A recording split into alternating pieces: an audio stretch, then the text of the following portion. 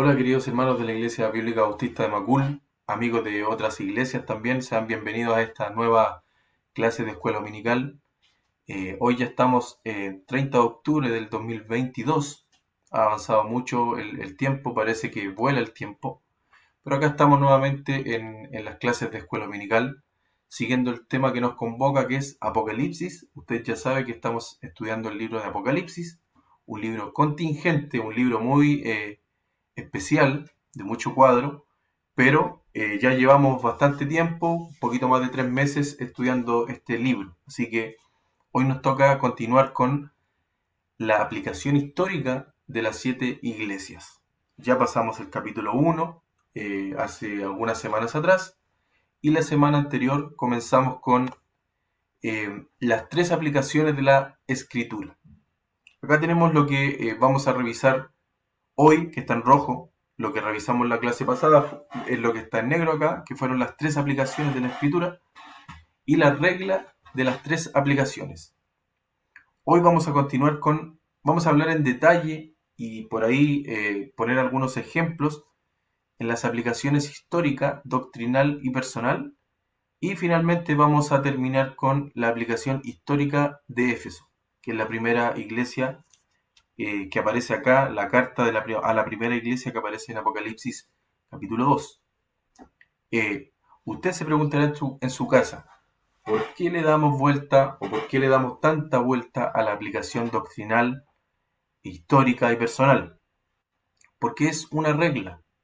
Y lamentablemente, hermanos, sin esta regla de las 3 aplicaciones, nosotros no vamos a poder entender el libro de Apocalipsis de manera completa o- o no lo vamos a poder comprender sencillamente.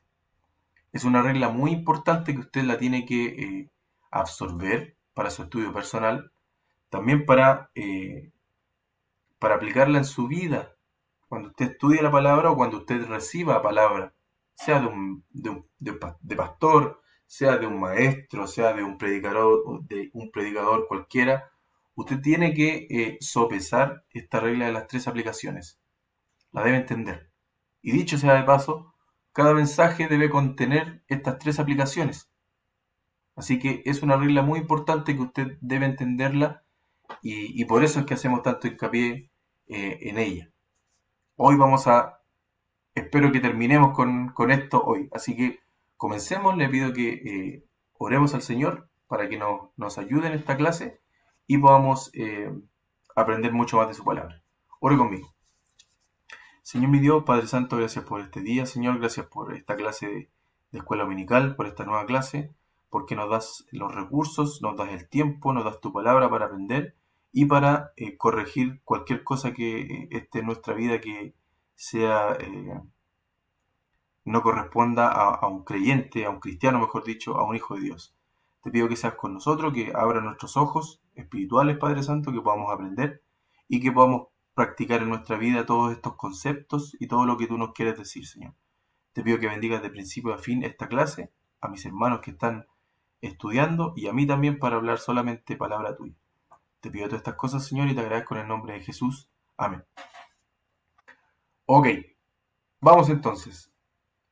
Acá un pequeño recordatorio, lo que vimos en la clase pasada. Acá también, como ya les dije, vamos a seguir hablando de las 3 aplicaciones. Acá la semana pasada hablamos también de las 3 aplicaciones de Apocalipsis. Y otra vez le dimos vuelta a las aplicaciones, a la regla de las 3 aplicaciones. Y hoy, hermanos, vamos a hablar un poquito más de cada una de las aplicaciones. Vamos a poner ejemplos y vamos a desmenuzar un poquito esta regla y vamos a aplicar conceptos a la Biblia. ¿Ok? Pero antes de todo me gustaría comenzar leyendo al menos el capítulo 2 de Apocalipsis para que entremos en contexto, vayamos inmediatamente sabiendo lo que viene en esta clase y que le demos otra pasada, otra mano de pintura, como se dice, para que sea mucho más fácil entender.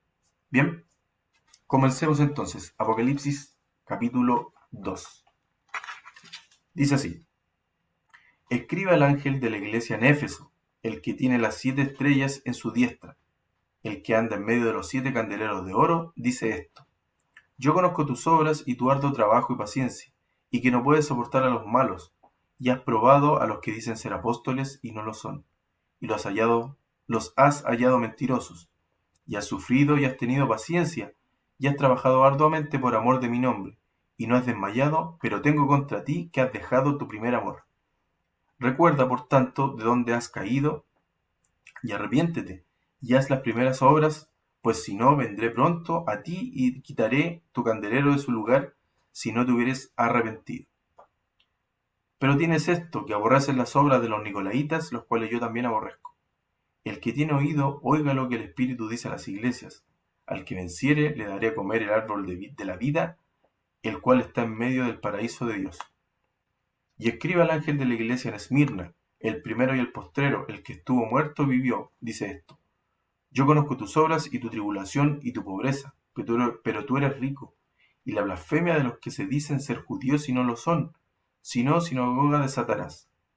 No temas en nada de lo que vas a padecer. He aquí el diablo echará a algunos de vosotros en la cárcel, para que seáis probados, y tendréis tribulación por 10 días.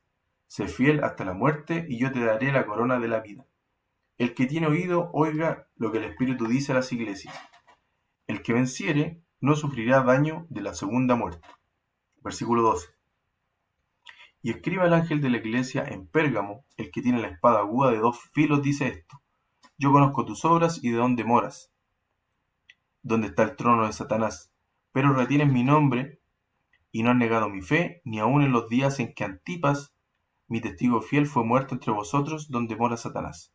Pero tengo unas pocas cosas contra ti, que tienes ahí a los que retienen la doctrina de Balaam, que enseña a Balac a poner tropiezo ante los hijos de Israel, a comer de cosas sacrificadas a los ídolos y a cometer fornicación.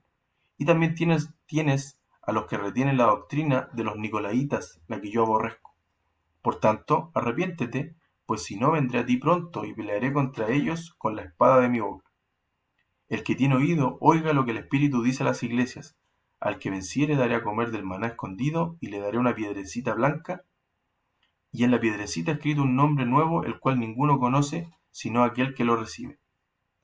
Y escribe al ángel de la iglesia en Tiatira, el Hijo de Dios, el que tiene ojos como llama de fuego, y pies semejantes al bronce bruñido, dice esto: Yo conozco tus obras y amor y fe y servicio y tu paciencia, y que tus obras postreras son más que las primeras.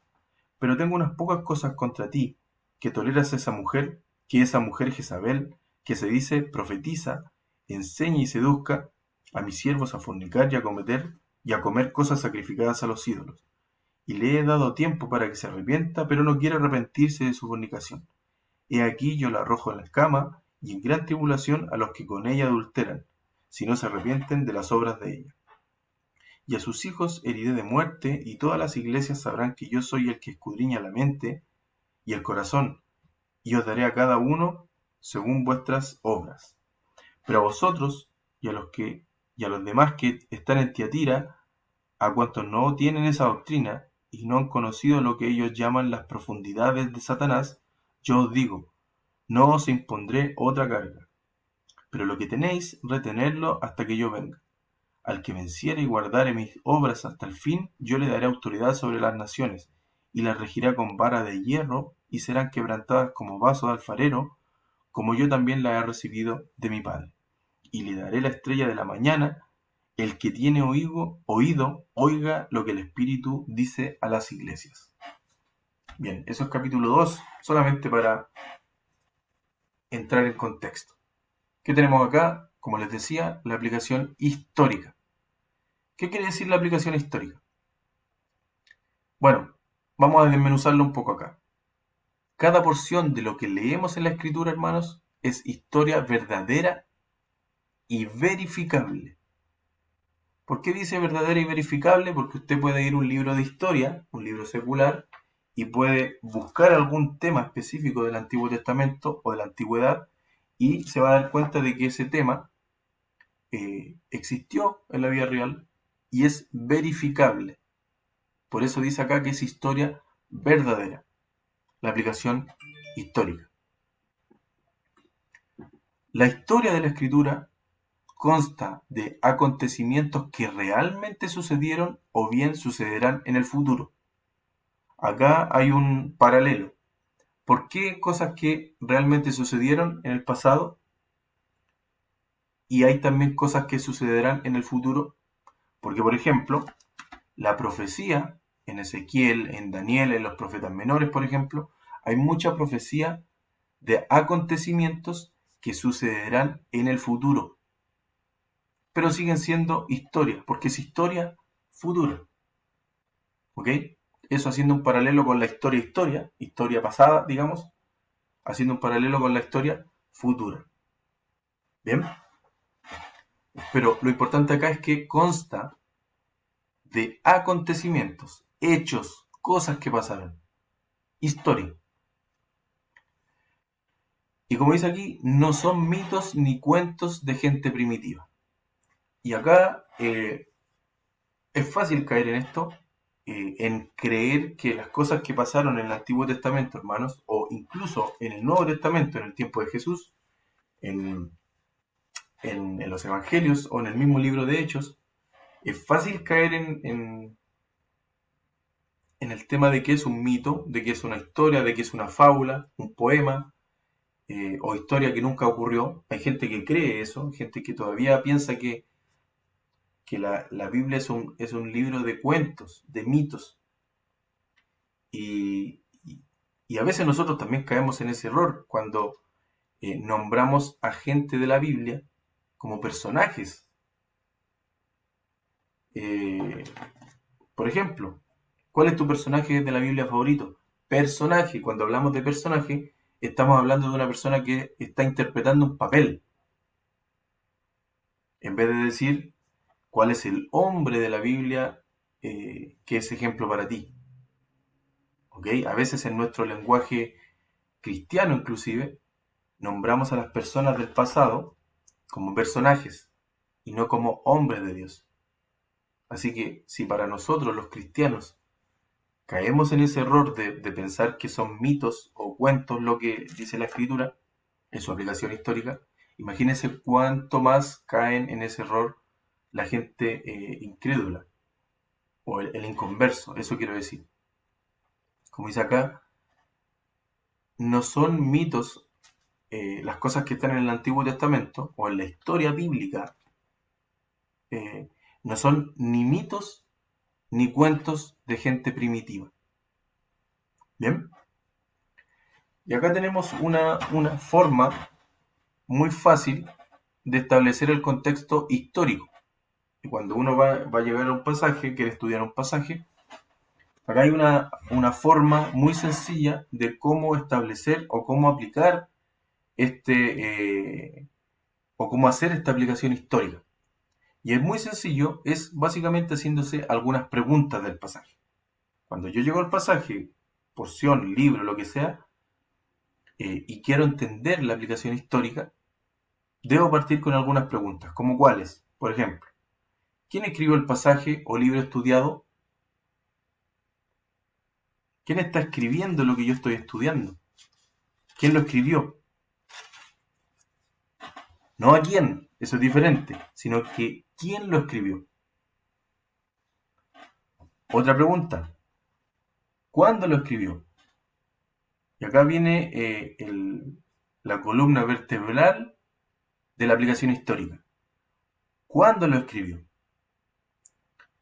Buscar fechas, podemos buscar fechas, o podemos buscar la ubicación del pasaje en la historia de la Biblia. ¿En qué momento lo hizo? ¿O en qué momento está escrito? ¿En qué ubicación de la Biblia está?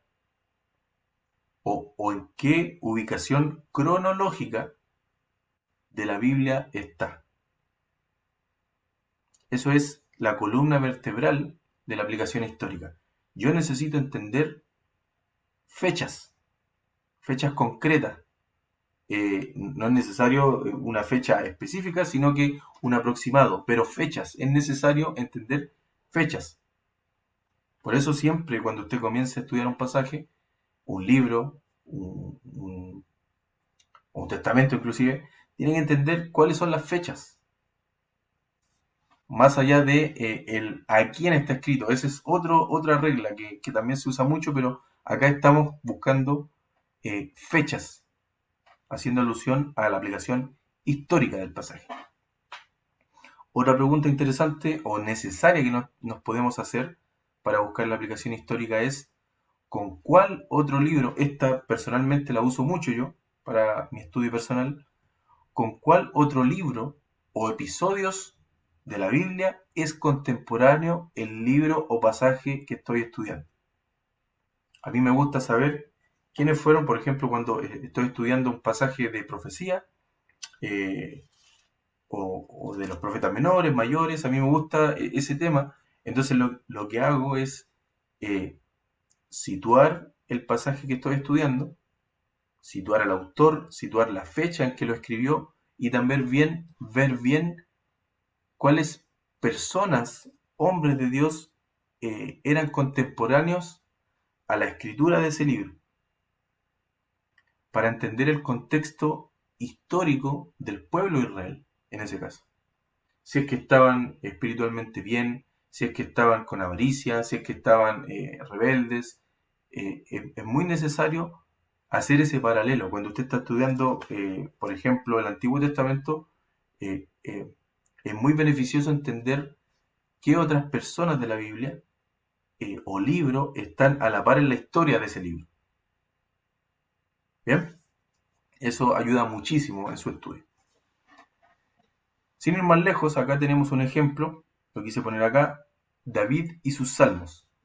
Por ejemplo, usted dice, uy, qué lindo los salmos que escribió David, qué lindo, me reconfortan, me dan paz, y está bien, está muy perfecto, está perfecto, pero la aplicación histórica de la escritura, o la escritura de la mayoría de los salmos de David, que escribió David, tienen un contexto histórico en que David está huyendo de Saúl.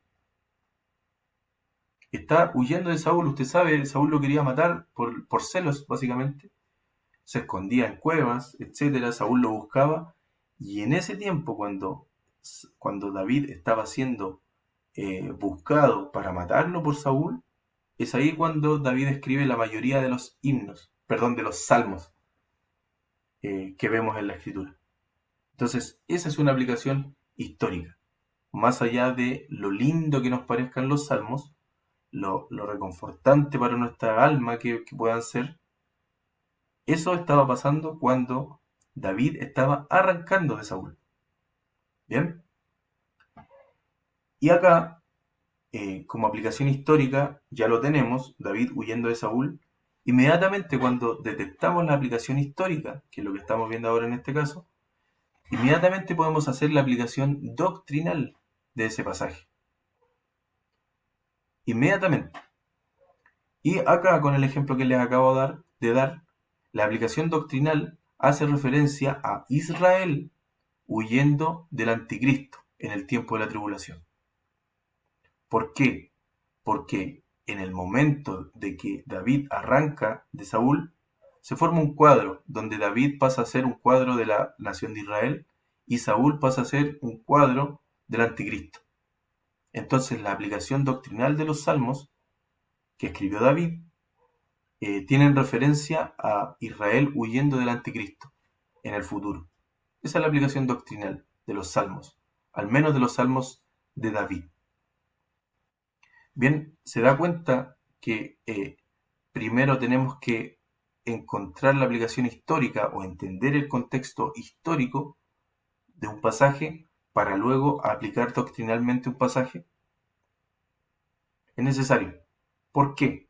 Porque si nosotros sencillamente nos saltamos la aplicación histórica y nos vamos a la aplicación doctrinal, o inclusive nos saltamos la aplicación histórica y nos saltamos la aplicación doctrinal, empezamos a aplicar personalmente la Biblia.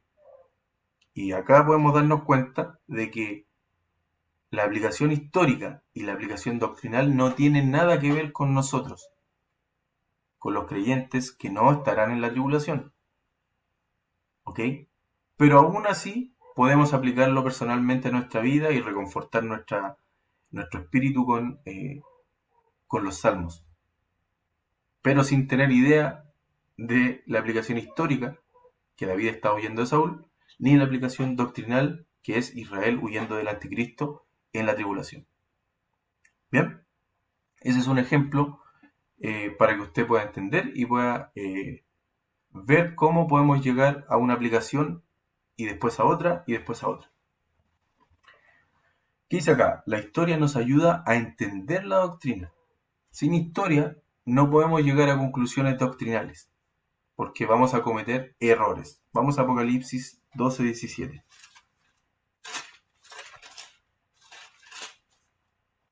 Esto es lo que les decía de David y la aplicación de Israel huyendo del anticristo. Apocalipsis 12:17. Dice, usted lo puede leer el capítulo completo 12, pero solamente para hacer un guiño ahí a lo que acabamos de ver en el ejemplo, leamos solamente el versículo 17. Dice, entonces el dragón se llenó de ira contra la mujer y se fue a hacer guerra contra el resto de la descendencia de ella, los que guardan los mandamientos de Dios y tienen el testimonio de Jesucristo. En este capítulo 12 usted puede ver cómo Satanás persigue al pueblo de Israel, en sentido de cuadros. Está el dragón, está la mujer. Bien, lo vamos a ver cuando lleguemos allá en el estudio de Apocalipsis. Nos queda un montón por llegar todavía al capítulo 12. Y para terminar acá esta explicación de la aplicación histórica, podemos decir que la historia y la doctrina nos ayudan a tener aplicaciones personales. Como les decía, si no tenemos la aplicación histórica, no tenemos la aplicación doctrinal, no vamos a poder tener aplicaciones personales, porque vamos a estar aplicando cosas a nuestra vida que no corresponden con nosotros, con los cristianos, los salvados. Aún así, los salmos, en este caso, nos dan consuelo en la tribulación. En nuestra tribulación, en nuestro día a día, en nuestras tribulaciones, pero no en la tribulación o en la gran tribulación, que es un evento del Apocalipsis que la Biblia nombra que va a suceder en el futuro. En tribulaciones, en problemas, en nuestra persecución personal, en los que nos persiguen en nuestro día a día. Vamos a 2 Timoteo 3:12. Aquí le va a quedar un poquito más claro. 2 Timoteo 3:12. Dice, y también todos los que quieren vivir piadosamente en Cristo Jesús padecerán persecución. Esa es la persecución nuestra, donde ya podemos aplicar directamente a nuestra vida este pasaje de David o los Salmos, que todos los que quieren vivir piadosamente padecerán persecución. Y en ese sentido, los Salmos nos ofrecen consuelo en nuestra tribulación, en nuestra persecución personal, no la tribulación, el evento futuro que viene para Israel, sino que en nuestro día a día. A eso hace referencia. Entonces, si no supiéramos aplicar históricamente este pasaje de David o los Salmos, menos llegaríamos a la aplicación doctrinal y mucho menos podríamos hacer una aplicación directa a nuestras vidas. Esa es la importancia de la aplicación histórica. Vámonos a la aplicación doctrinal o también llamada profética. Fíjese bien, cada versículo o pasaje o capítulo y libro de la Escritura tiene una aplicación doctrinal. Y esto es importante porque es solo una aplicación doctrinal. Es cierto que hay una aplicación histórica. Ahora tenemos acá que también por cada pasaje, capítulo, versículo o libro existe solamente una aplicación doctrinal. Diferente es con la aplicación personal, que pueden existir muchas. Ya vamos a ver por qué. Pero esto es importante. Tiene una sola aplicación doctrinal. ¿Por qué? Porque cada pasaje está dirigido a personas específicas por una razón específica para enseñar una verdad específica. no son generalidades cuando hablamos de la aplicación doctrinal. Estamos hablando de cosas específicas, dirigidas a personas específicas, con una razón específica, para enseñar una verdad específica. Y esta enseñanza específica es la aplicación doctrinal, que también se le llama, como les decía, aplicación profética, porque a menudo tiene que ver con el futuro, ya sea el futuro del autor cuando está escribiendo el libro, el futuro del libro, de lo que va a suceder con el autor, su futuro, y también con nuestro futuro, ya sea arrebatamiento. Para el judío, tribulación. A eso hace referencia el futuro. Por eso también se llama aplicación profética, porque tiene que ver con el futuro, con profecía. Bien, acá está lo que les decía, pueden existir muchas aplicaciones personales a nuestra vida. Nosotros podemos tomar un versículo y sacar un montón de aplicaciones para nuestra vida, aplicaciones personales, principios bíblicos para aplicarlos en nuestra vida, pero solo puede existir una aplicación doctrinal por cada pasaje, capítulo, libro, versículo. No pueden ser más de una. Es importantísimo establecer la aplicación doctrinal antes de tener una aplicación personal. Es lo que ya les decía también. ¿Por qué es necesario ir en secuencia? Primero aplicación histórica, luego aplicación doctrinal y por último aplicación personal. Porque si no lo hacemos de esa manera, corremos el riesgo de aplicar cosas a nuestra vida de forma errada. Y eso es lo que se llama tergiversar la escritura. Eso es tergiversar la escritura. No decir cosas que no dice la Biblia. A veces nosotros pensamos que tergiversar la escritura es cambiar palabras, bueno, también lo es, cambiar el sentido de algún versículo o el sentido de algún capítulo, también lo es, pero cuando nosotros aplicamos cosas a nuestra vida que no nos corresponden por una mala aplicación histórica o una mala aplicación doctrinal, también estamos tergiversando la escritura de la misma manera. Es por eso que es importantísimo el estudio de la aplicación doctrinal del pasaje que usted esté estudiando, o del que usted quiera aprender, o del que usted quiera saber mucho más. No se salte la aplicación doctrinal. Usted debe saber qué está sucediendo con la aplicación doctrinal en tal o cual pasaje. Y acá es algo que se ve en el diario vivir. Muchos predicadores hoy, mal llamados predicadores, sino más bien entrenadores o coaches, que se hacen llamar, solamente se paran en un púlpito y solamente empiezan a hacer llamados a aplicaciones personales. Por ejemplo, leen un capítulo o un pasaje de la Escritura y se saltan la aplicación histórica y la aplicación doctrinal y se ponen inmediatamente en su enseñanza, en su explicación, se ponen a hacer aplicaciones inmediatamente, aplicaciones personales, que tú tienes que dejar de hacer esto, que tú tienes que hacer esto, que tú tienes que hacer esto, esto y esto y esto. Y lo hacen más bien de una manera errónea porque se saltan la aplicación histórica y la aplicación doctrinal. Bueno, ese es un error muy común que hoy en día se ve mucho en las iglesias y que nosotros tenemos que evitarlo cuando ya sea estemos estudiando la palabra del Señor o la estemos enseñando. ¿Sí? No se olvide, aplicación histórica primero y luego aplicación doctrinal para recién ahí obtener una aplicación personal de la escritura. Vamos con la tercera, la aplicación personal. Vámonos a 2 Timoteo, creo que estamos aquí, 3, 16 y 17.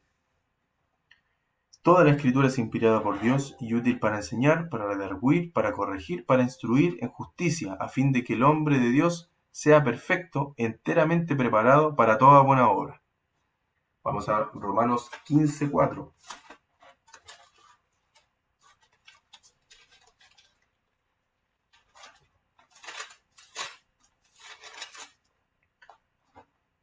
Porque las cosas que se escribieron antes para nuestra enseñanza se escribieron a fin de que por la paciencia y la consolación de las Escrituras tengamos esperanza. Las cosas de antes, el Antiguo Testamento está haciendo referencia acá. Y 1 Corintios 10:11.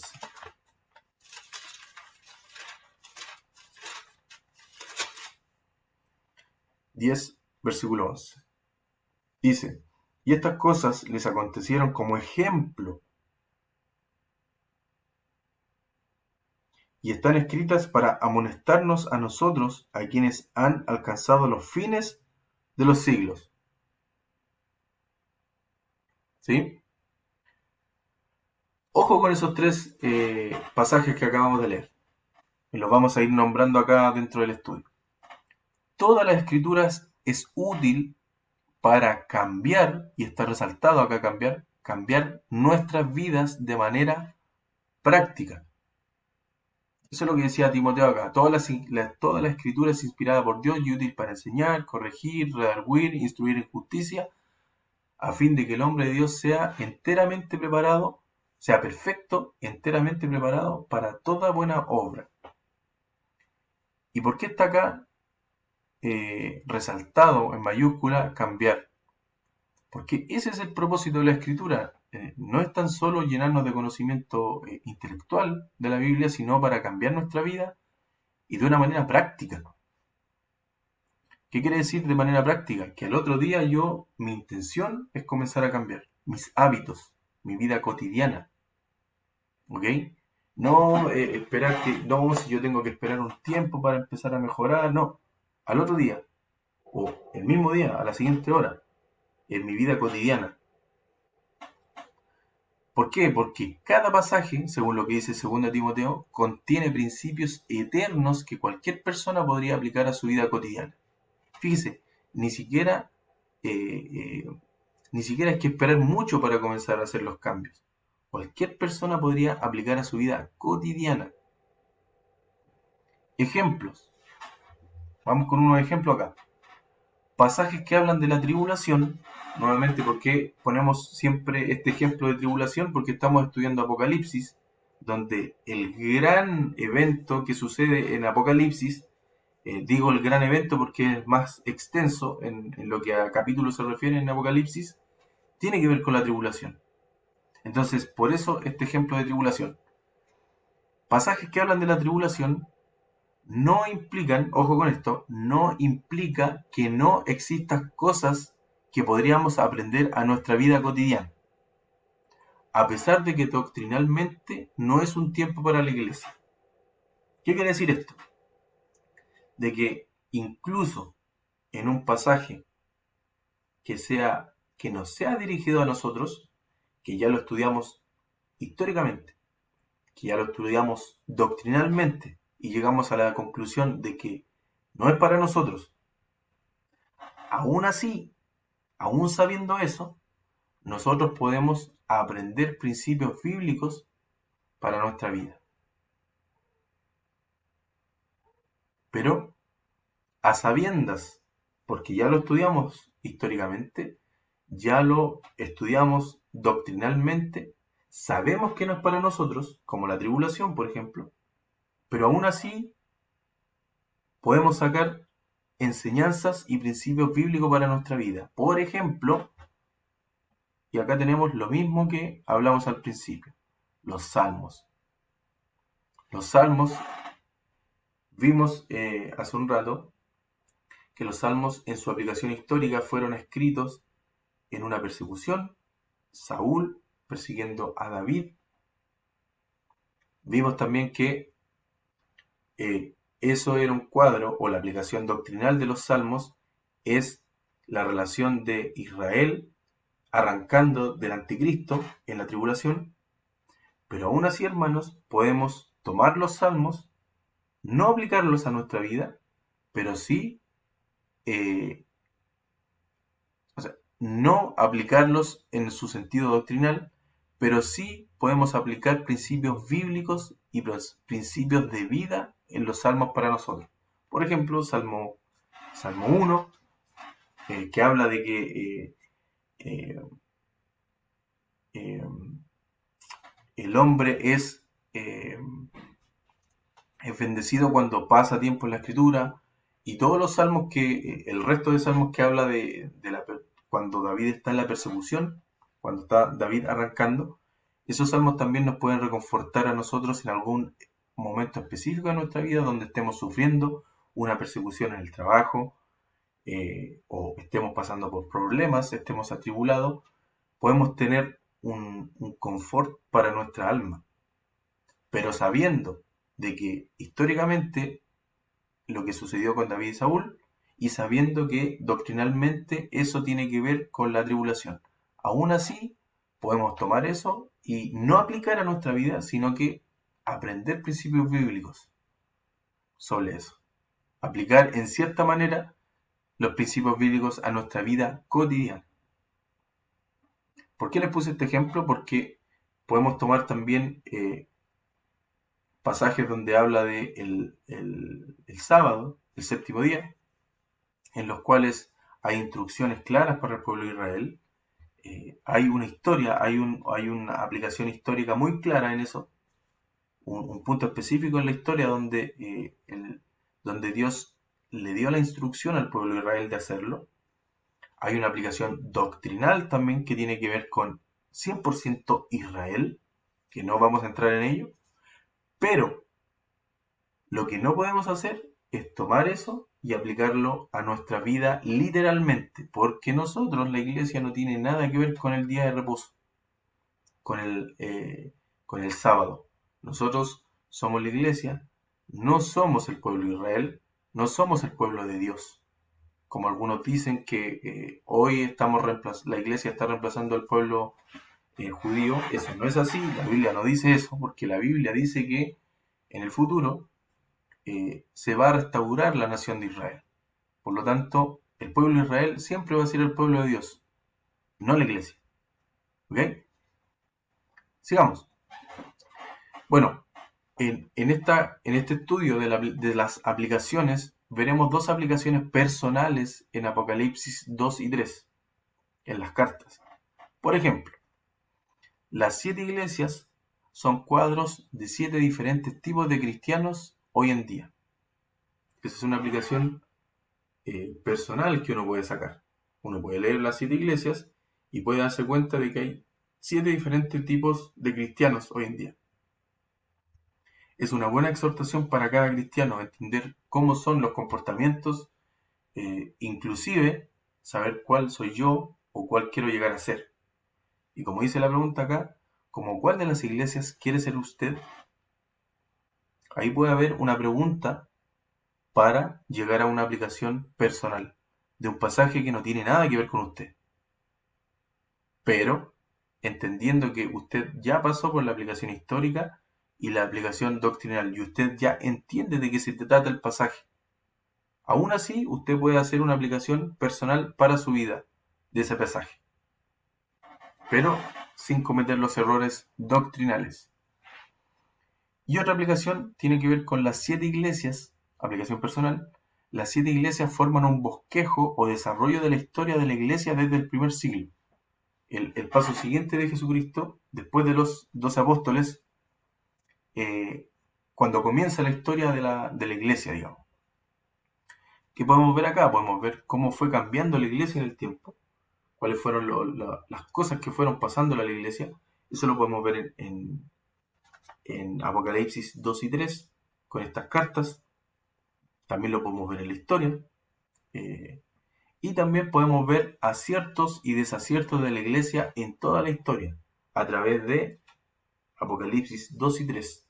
Podemos sacar aplicaciones personales de pasajes que no están escritos para nosotros, pero sabiendo su aplicación doctrinal y su aplicación histórica. ¿Ok? Y ya con esto terminamos de las aplicaciones. Ahora nos metemos a la aplicación histórica de Apocalipsis 2 y 3. Vamos a leer Apocalipsis 2 del 1 al 7. Nuevamente. Ya lo leímos, pero hay que leerlo todas las veces que sea necesario. Nunca es suficiente. Vamos, Apocalipsis 2 del 1 al 7 dice: Escribe el ángel de la iglesia en Éfeso, el que tiene las 7 estrellas en su diestra, el que anda en medio de los 7 candeleros de oro, dice esto: Yo conozco tus obras y tu arduo trabajo y paciencia, y que no puedes soportar a los malos, y has probado a los que se dicen ser apóstoles y no lo son, y los has hallado mentirosos, y has sufrido y has tenido paciencia y has trabajado arduamente por amor de mi nombre, y no has desmayado. Pero tengo contra ti que has dejado tu primer amor. Recuerda, por tanto, de dónde has caído y arrepiéntete y haz las primeras obras, pues si no, vendré pronto a ti y te quitaré tu candelero de su lugar, si no te hubieres arrepentido. Pero tienes esto, que aborreces las obras de los nicolaitas, los cuales yo también aborrezco. El que tiene oído, oiga lo que el Espíritu dice a las iglesias. Al que venciere, le daré a comer el árbol de la vida, el cual está en medio del paraíso de Dios. Tenemos acá la primera iglesia, Éfeso, denominada en este estudio como la iglesia formal. No es que diga que es la iglesia formal, pero en su contexto se entiende y se le da esta etiqueta de la iglesia formal en este estudio. ¿Ok? Vamos a hacer la aplicación histórica de esta iglesia para saber qué estaba pasando o por qué dice eso este pasaje del Apocalipsis. ¿Por qué nos dice lo que nos dice la Escritura? Y para eso hay que comenzar con la aplicación histórica primero. Bueno, acá está la aplicación histórica. Pablo empezó esta iglesia alrededor del año 55 después de Cristo. Acuérdese, el primer siglo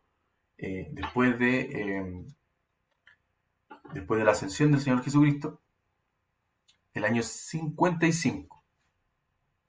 Y esto está en Hechos 18, del 18 al 21.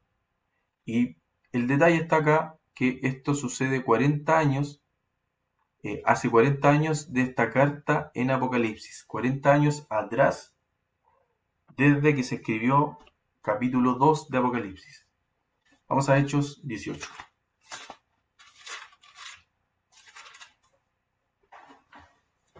Del 18 al 21, dice así: Mas Pablo, habiéndose detenido aún muchos días allí, después se despidió de los hermanos y navegó a Siria, y con él Priscila y Aquila, y habiéndose rapado la cabeza en Cencrea, porque tenía hecho voto, y llegó a Efeso, y los dejó allí, y entrando en la sinagoga discutía con los judíos, los cuales le rogaban que se quedase con ellos por más tiempo, mas no accedió,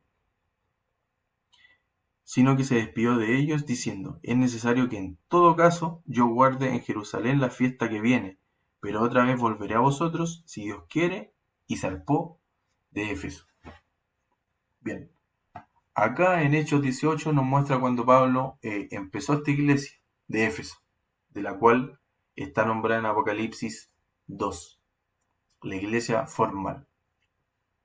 ¿Qué más dice acá? Luego, después de formar esta iglesia, dejó a Priscila y Aquila para cuidar a la nueva congregación, y ellos, Priscila y Aquila, tenían a Apolos como ayudante, o lo tenían ahí de ayuda.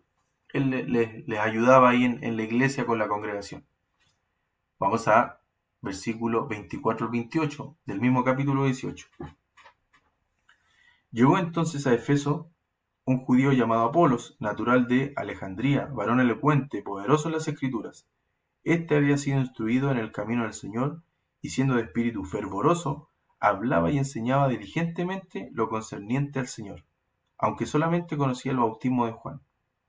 Y comenzó a hablar con denuedo en la sinagoga, pero cuando lo oyeron Priscila y Aquila, le tomaron aparte y le expusieron más exactamente el camino de Dios.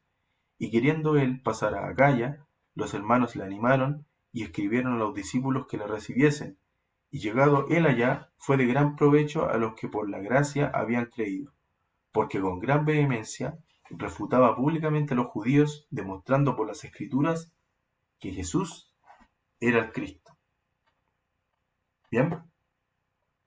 Después, Pablo volvió a Éfeso y pasó unos 3 años allá desarrollando la iglesia y el ministerio. Eso está en Hechos 19, del 1 al 10. Vamos a leer. Aconteció que entre tanto que Apolos estaba en Corinto, Pablo, después de recorrer las regiones superiores, vino a Éfeso, y hallando a ciertos discípulos, les dijo: ¿Recibisteis el Espíritu Santo cuando creísteis? Y ellos le dijeron: Ni siquiera hemos oído si hay Espíritu Santo. Entonces dijo: ¿En qué pues fuiste bautizados? Ellos dijeron: En el bautismo de Juan. Dijo Pablo: Juan bautizó con bautismo de arrepentimiento, diciendo al pueblo que creyesen en aquel que vendría después de él, esto es, en Cristo Jesús, o en Jesús el Cristo, perdón.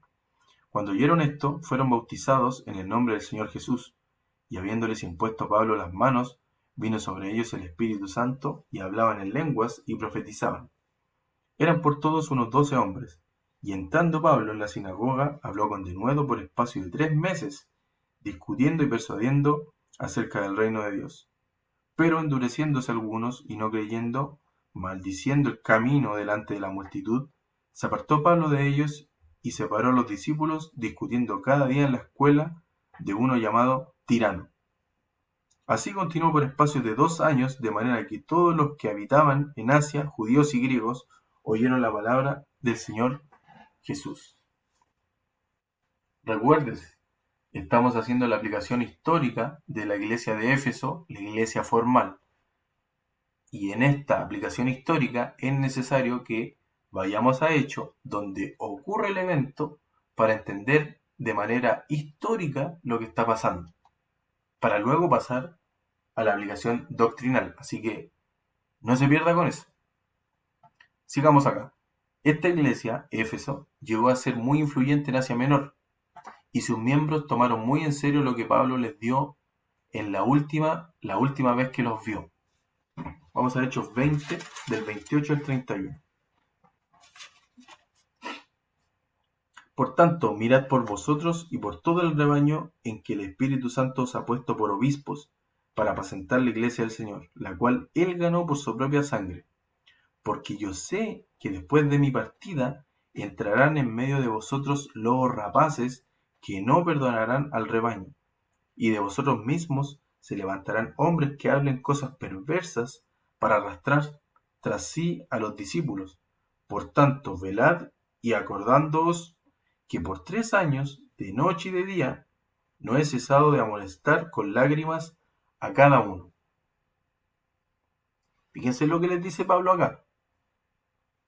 Pablo les dijo a los líderes de Éfeso, cuando él se fuera, que debían mirar y velar, porque era seguro de que entrarían lobos rapaces a esta congregación.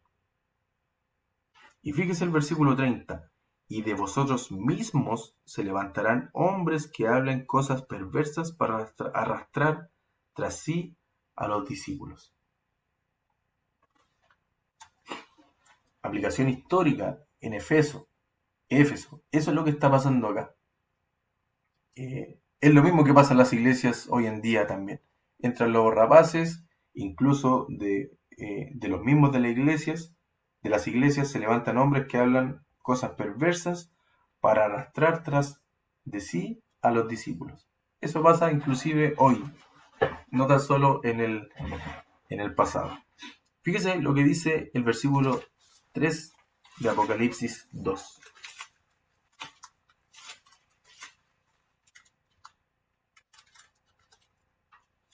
Apocalipsis capítulo 2, versículo 3. Y has sufrido y has tenido paciencia y has trabajado arduamente por amor de mi nombre y no has desmayado.